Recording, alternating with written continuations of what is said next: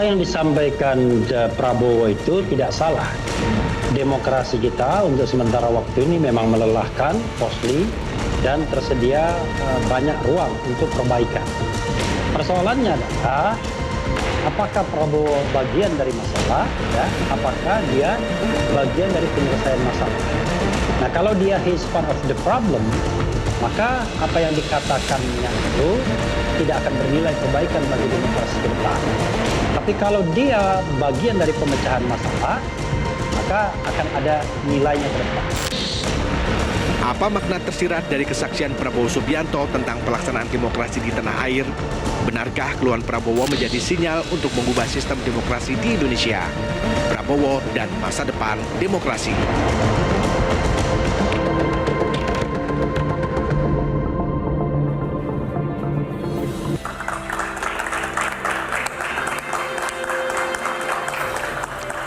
Selamat malam pemirsa. Menteri Pertahanan sekaligus calon Presiden Prabowo Subianto mendadak curhat usai unggul sementara dari dua kontestan lain. Prabowo menyebut sistem demokrasi di Indonesia sangat melelahkan, mahal dan berantakan.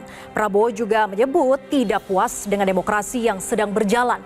Meski menyatakan masih banyak ruang perbaikan bagi demokrasi di Indonesia, pengakuan Prabowo justru mengundang curiga. Lalu apakah pengakuan ini akan memberikan gambaran masa depan demokrasi Indonesia di bawah kepemimpinan Prabowo? Dan akankah Prabowo mampu membawa kualitas demokrasi Indonesia membaik? Atau Prabowo akan membawa demokrasi Indonesia yang sudah mundur menjadi semakin mundur dan berada di ujung tanduk? Inilah panggung demokrasi Prabowo. Demokrasi melelahkan, mahal dan berantakan. Bersama saya Vera Bahaswan.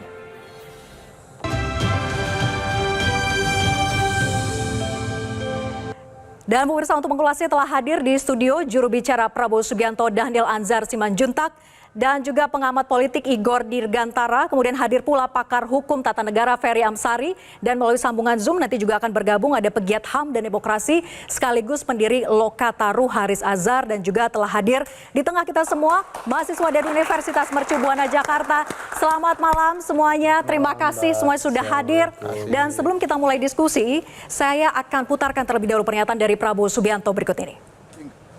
I have a lot of experience in participating in these elections. I think I participated in 5 general elections.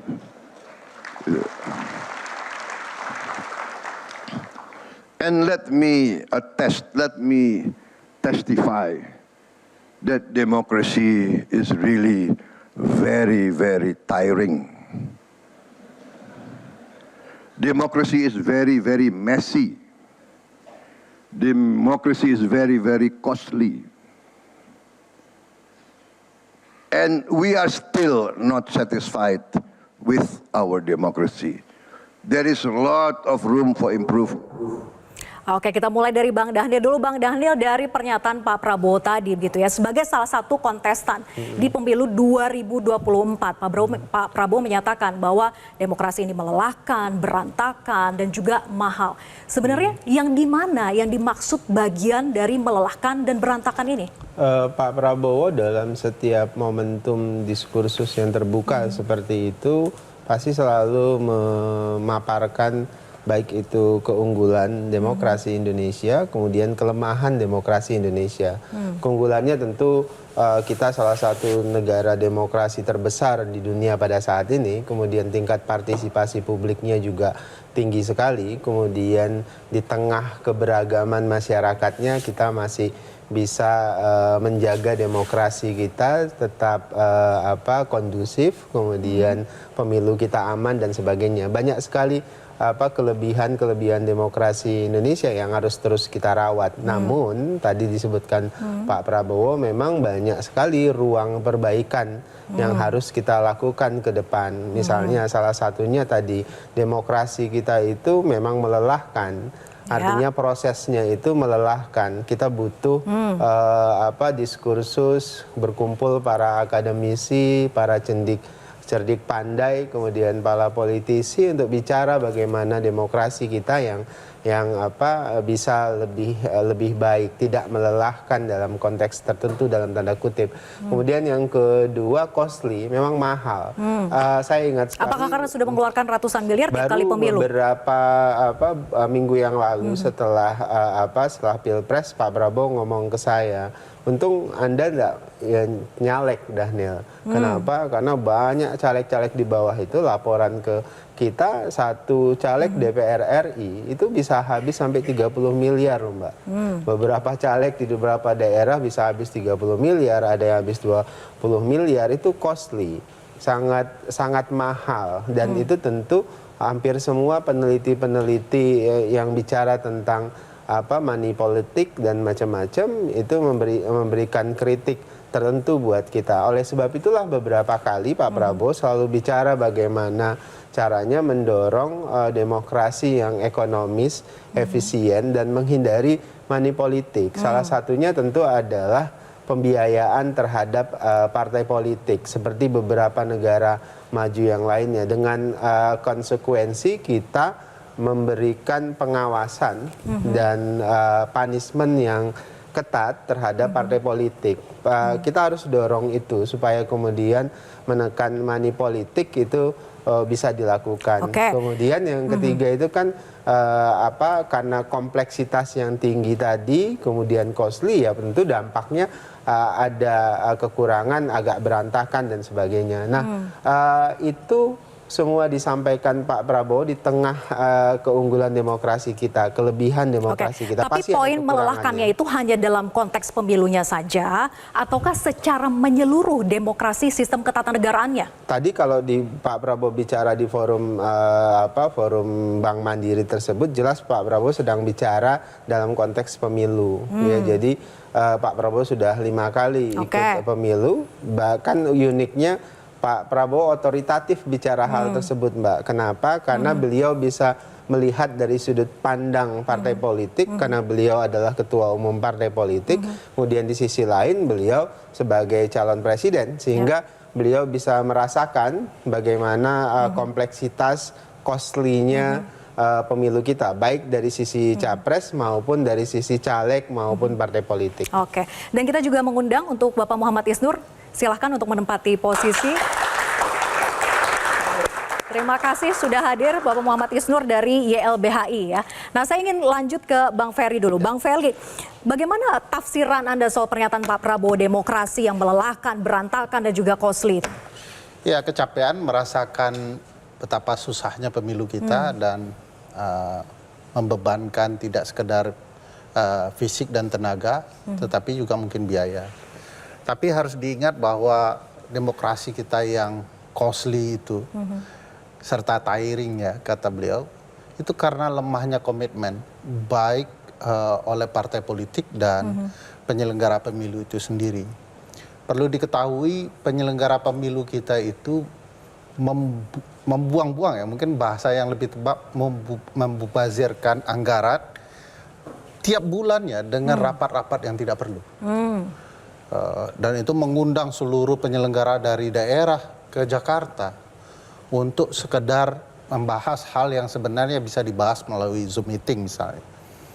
Dan lelahnya itu juga karena memang proses tahapannya itu tidak jelas gitu ya. Kadang-kadang itu akhirnya membuang tenaga teman-teman di partai politik dengan biaya-biaya yang juga tidak jelas.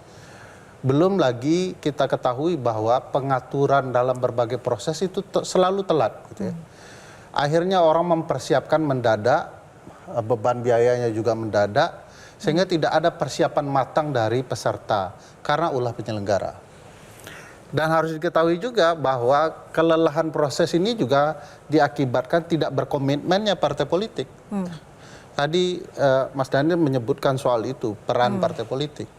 Bagi kita jauh sekali tertinggal partai politik.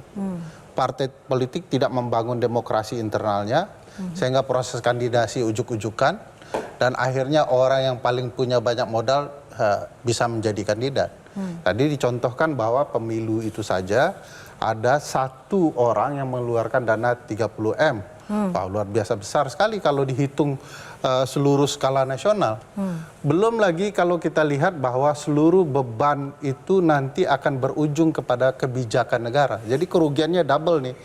Kerugian di awal, nanti setelah berkuasa membangun kerugian baru untuk publik.